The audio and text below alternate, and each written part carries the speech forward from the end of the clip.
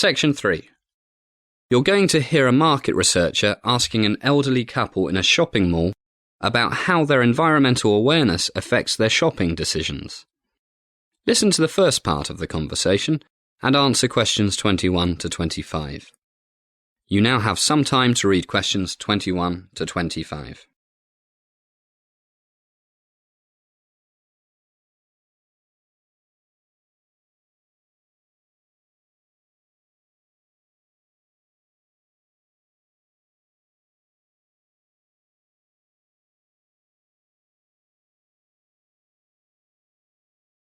Good morning, madam, sir. My name is Bob Smith. I'm doing a survey of people's shopping preferences and how it relates to their thoughts about the environment.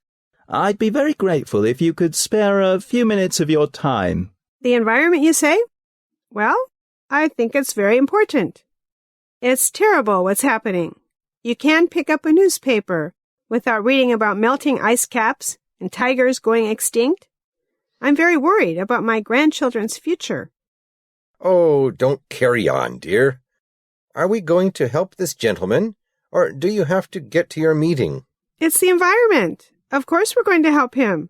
My meeting can wait. Looks like we can spare you a few minutes.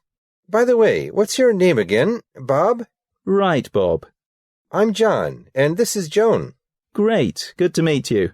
You don't mind me asking who you are doing this for and what the purpose is?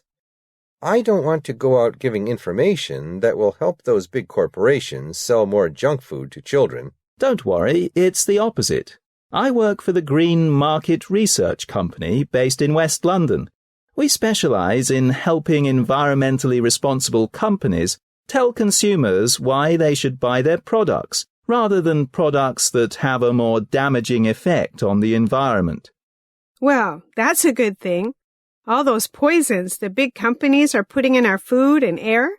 Have you read about the polar bears and seals in the Arctic having very high levels of PCBs, pesticides, and lots of other terrible things in them? And there are no factories where they live. It's okay, dear. Why don't we see what the gentleman wants to know? As the conversation continues, answer questions 26 to 30. You now have some time to read questions 26 to 30.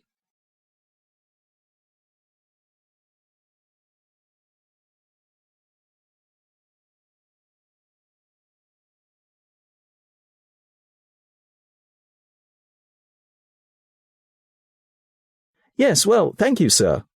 Look, why don't we sit down at that table? Can I get you a coffee, tea, or something? Oh, I'd love a cup of tea. My husband always has black coffee. Sure. Anyway, can I begin by asking you what you believe is the most serious environmental problem humans are facing nowadays? Well, there are so many. But since I retired, I've been doing a lot of reading about this. So much information on the internet. I think it's climate change, global warming. Global warming. And John, may I call you John? Please do. And does this make any difference to your shopping decisions? It certainly does. For example, we bought a new fridge a week ago. We're both pensioners, so we're a bit careful about how we spend our money. We had already decided we didn't need such a big fridge. We'd had the old one since the kids left home over 20 years. But we also decided to look for the most energy-efficient fridge. Yes, it cost £20 more than the second most efficient one.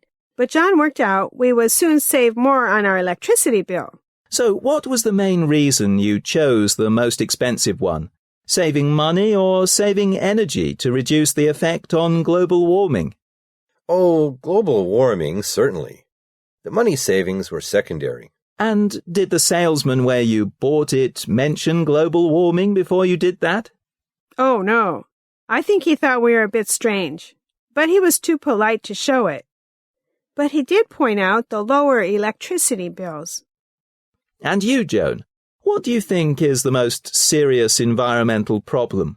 Well, John and I both agree that it is global warming. What about the second most serious? Oh, it must be all those pesticides and other chemicals. Do you know that we are all walking around with hundreds of chemicals inside us that Mother Nature never intended to be there? John, what was that name they used? P.O. something.